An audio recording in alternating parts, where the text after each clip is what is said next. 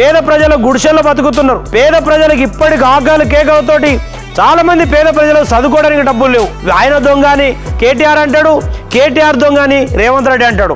అసలు మీరిద్దరు దొంగ అని నేను అంటున్నా, మీరిద్దరు దొంగలని మేము అంటున్నాం.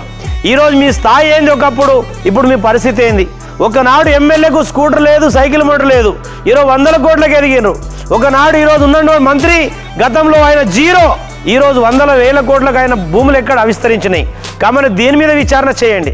నేను ప్రత్యేకంగా ప్రభుత్వానికి చిత్తశుద్ధి ఉంటే మీరు ప్రభుత్వానికి మీ ఆస్తులు సరెండర్ చేస్తే మీరు నిజమైనటువంటి ఎమ్మెల్యేలు, నిజమైనటువంటి మంత్రులు, నిజమైనటువంటి ముఖ్యమంత్రులు. 1000 కోట్ల ఆస్తులు ఏం చేసుకుంటారు? పేద ప్రజలకు తిండి దొరుకుతలేదు. ఈరోజు రాజకీయ నాయకులు అయినటువంటి మీ డబ్బులు మీరు ప్రభుత్వానికి పంచి ప్రభుత్వ ఖజానా నింపి ప్రభుత్వానికి సరెండర్ చేసి మీరు మేము హీరోలమని రాసుకోరు. కానీ దోపిడి దొంగలు కేటీఆర్, ఇక్కడ రేవంత్ రెడ్డి, ఇద్దరు దోపిడి దొంగలు. ఈరోజు దొంగలు కానీ ఈరోజు మేము సత్యపురుషులు మాట్లాడుకుంటుంటే సమాజం నవ్వుకుంటా ఉన్నది.